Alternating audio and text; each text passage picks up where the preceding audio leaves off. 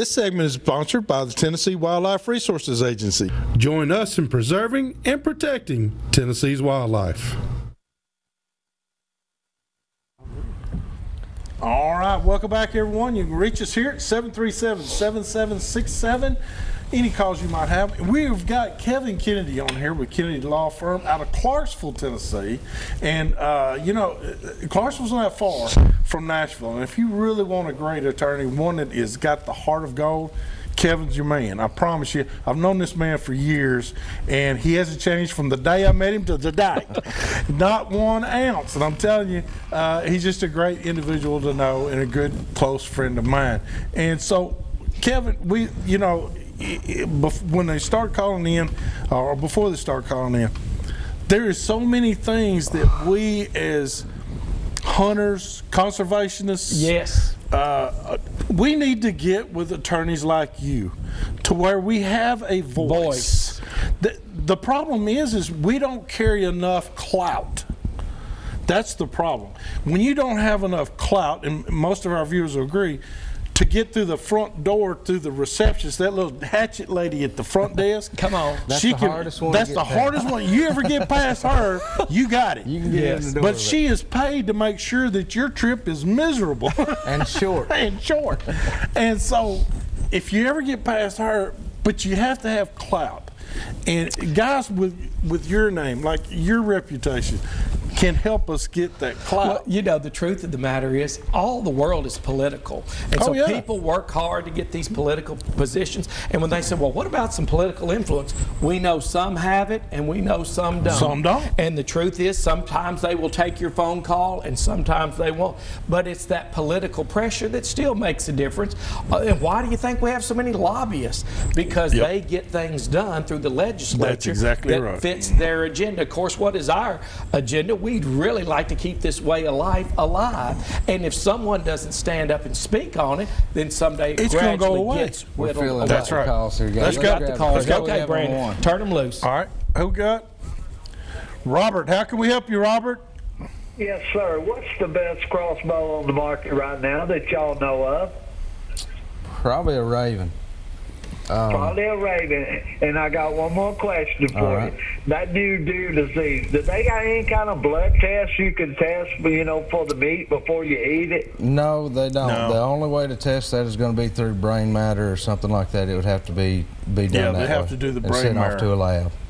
All right. Is there any bit, you know, what's the visible sites? They just lay down and won't walk and all that like y'all show on TV sometimes? If they ever make it to that stage, yes, they'll usually, like you was talking earlier about one that stood in one place for a couple of hours, sometimes they'll walk in circles, but and this one had the shakes. Yeah, and I was all going to that. say they'll show signs, but it's not. Once they're showing signs, they're on their way out. They're already on their way out. It's just a matter of an hour or two. So it's really hard to tell if they got it when they look healthy. It is, and like we've said before, it can take.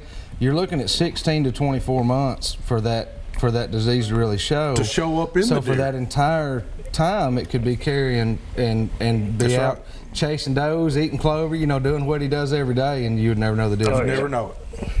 All right. Well, I thank y'all so much. It's a great show. Appreciate it, Rob. Have a great night. All right. All right. Go get a raven. And Jerry, how can we help you? Jerry? Yeah, this is Gary from. Yes, sir. Kevin will know me as Gary from St. B. Okay. How you doing, Gary? I recognized your voice. Oh, that's good. I like the flip when I saw you on that show, but then I thought, well, why am I surprised? We got to keep him around sometime. I was trying to keep the feds off the state right here, so we'll keep them off for a little while, Gary. Well, hey, fellas, I watch the show all the time, and the only reason I called, I wanted to clarify something. I think I'm right on this, but I've had a lot of people to sort of argue with me here. Okay.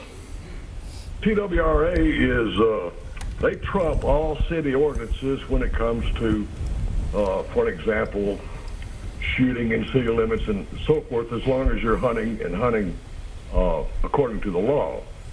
So even if your city has an ordinance and somebody's telling you that inside your city you can't hunt or say discharge a firearm, you can discharge a firearm as long as you're hunting legally.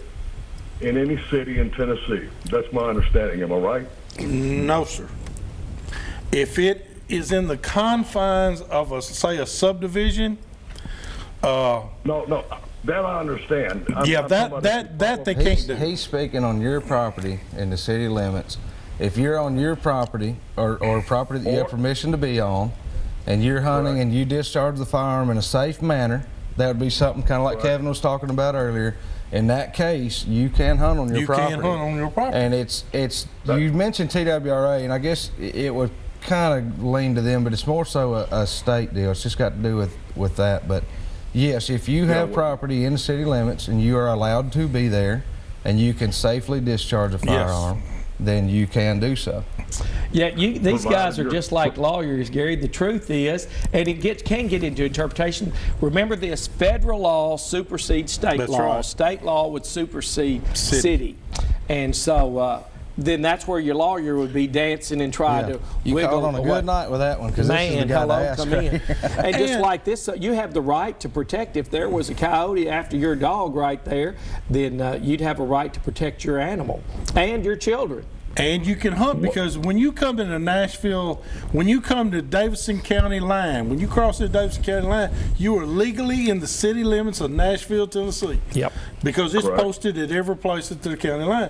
So yes, there's some great hunting here in Davidson County. So yes, you can hunt within the confines of the city, but you have to be able to shoot Safely. I mean, safely. Nothing can be within the boundaries of that. And that's why I stay, yes, you can, but know where that bullet's going, know where it could end up. Yes. How close is that house, or how close is that subdivision?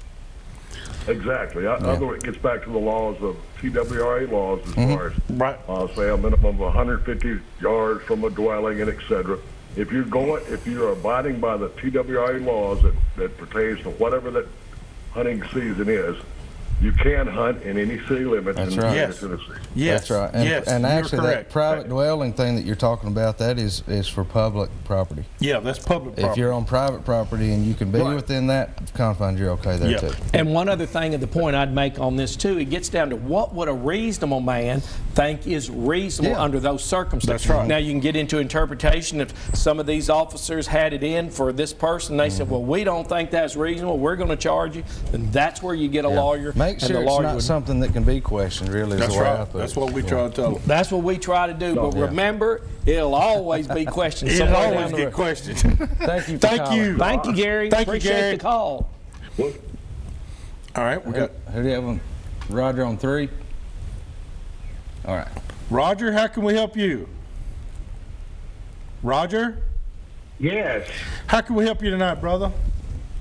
I was watching y'all show. Y'all do a great job. Thank you. You was talking about that 7.5-pound smallmouth that was caught this morning or yesterday, whenever it was. Right. I seen that on Facebook this morning, and it said that was caught in a gill net after the carp. Yeah. Instead not a throw net, but a gill net. Well, I was told it was a throw net. I'll be honest, I didn't know either way, but all I know is it's caught in a net. How about that? They were after carp. That was it was a good one. Yeah, that was a good fish. Now you got to admit that that's one you want to take plenty of pictures of. This water clears up. There's going to be people all over the place out there. I got one like that on Priest one time.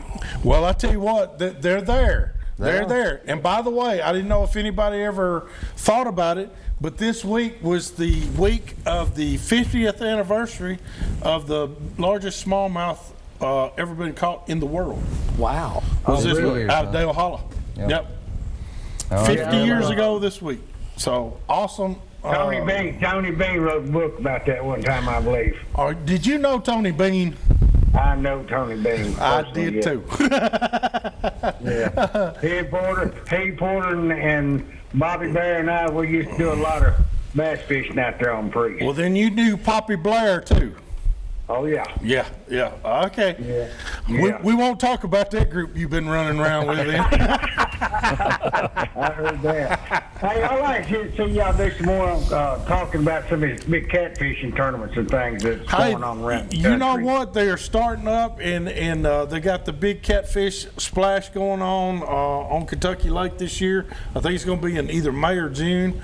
Right. But I'd love to get up there and just interview some of those guys on some of those big catches that they got. It's all rod and reel. It's not trot line. So it's all rod and reel. It's all done by hand, and it's going to be a blast. Oh, yeah. Oh, yeah, there's some big fish being caught. Well, we appreciate you calling. Thanks a lot, guys. Thank you. Thank you. Have a good night. Have a good one. You too. Bye.